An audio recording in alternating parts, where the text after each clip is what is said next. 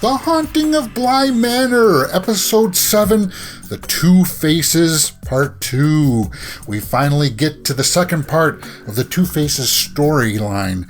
That should mean we will learn about Peter and whatever happened to Miss Jessel. Hopefully, how she died and such.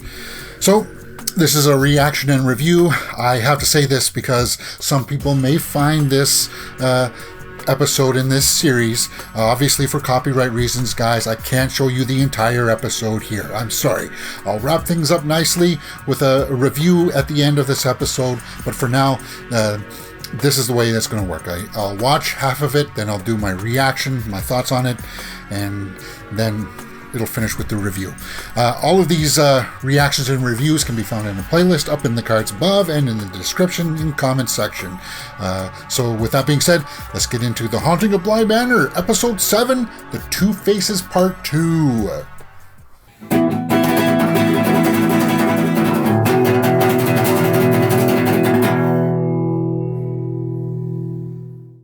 I went just a bit further into it than I wanted. We just saw Peter kill Jessel. That's how deep I went in, like 35 minutes or so. So he tricked her. And then why is she still with him if he tricked her? I don't get it. I know she's infatuated with him. They established that pretty well. But okay, let's rewind here for a second. The episode starts with them tying up Danny in the attic. We see that Jessel and Peter are working together, inhabiting the children. That's the way it's working. But now Danny can see them, I guess, because, well, I don't know why, actually. Maybe she is, or maybe she was once inhabited by her fiancé, so maybe that's why she can see them. I don't know. How is this part working with the body swapping? But it introduced the concept of dream hopping. That's what they call that, when you go into a body and then the body resists and drags them into a memory. That's how I understand it. Is that the way you think that it works too? I'm just figuring this stuff out. So when they wake up in a different place, that's when they have just finished dream hopping. They were just inhabited by a ghost. So someone is inhabiting Mrs. Gross then, right? That's why she's all over the place most of the time. Who's doing that? Is it the Lady of the Lake? Yeah, it must be, right? Is that why the Lady of the Lake killed Peter? Because man, I don't know. Seriously though, with all of these loving the ghosts and dead people, is getting very, very close to some Hellraiser vibes. Peter tries to explore the confines of his prison of Bly Manor. We know that the ghost can't leave the property, which we have seen in other interpretations of this, but like the turn of the screw, but it was never that well explained before. Though Peter inhabits Jessel to drown her in the lake, and that stuff was very dark, like seeing them, very creepy. So with that being said, let's just continue on to the end and hopefully we'll get some answers.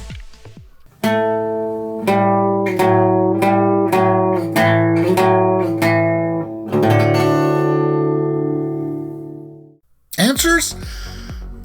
I think so. I'm not too sure. Okay, so they've once again said that Peter is a bad guy. He's the scumbag ghost that's trying to break free of Bly Manor. I like the reveal, though, of the faces.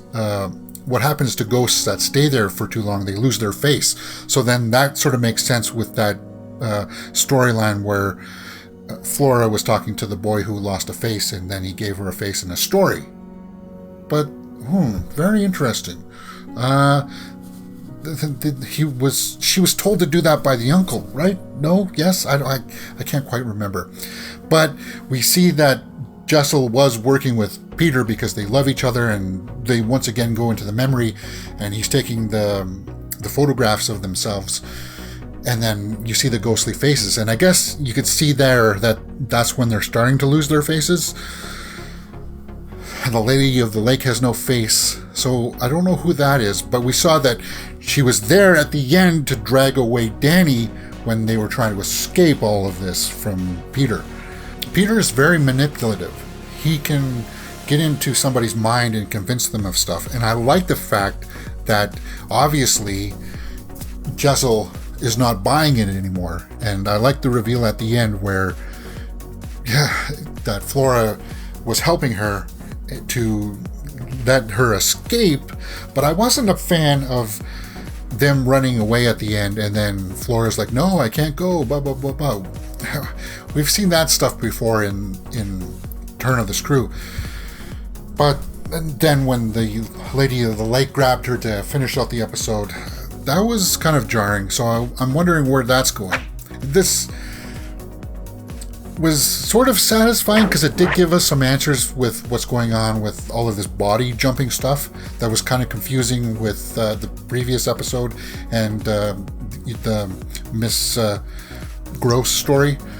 Now we know what's happening with her. She's getting inhabited by a ghost, but she's dead, right? Is that the way I understand it? The way she said it there in the kitchen at the end, she said, because I'm dead.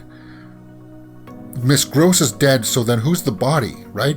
What's going on here? We still need some answers to fill in the gaps, but I'm still confident that the writers are going to fill that in for us as we move on. And Peter is obviously going to get his comeuppance, but who is he going to get his comeuppance from? Who? The lady of the lake? Or maybe Danny's friend with the glasses is going to come and save her. It's very ominous. The Two Faces Part 2. Did this wrap things up nicely for you guys? Let me know in the comments. Because for me, I'm just kind of like, well, it's sort of scary, but it's not because you've become accustomed to the way that they're telling the story. And that could still frustrate some people, but for me, I'm still engrossed with it. I mean, come on, we're at episode 7, so obviously we're going to finish this out now. There's only 2 episodes left. And let's just hope it wraps things up as nicely as Hill House did. Because, well, it's by Mike Flanagan, and I think that's the way we are going. Alright, remember to make sure to check that playlist, guys. The Two Faces, The Haunting of Bly Manor, Episode 7.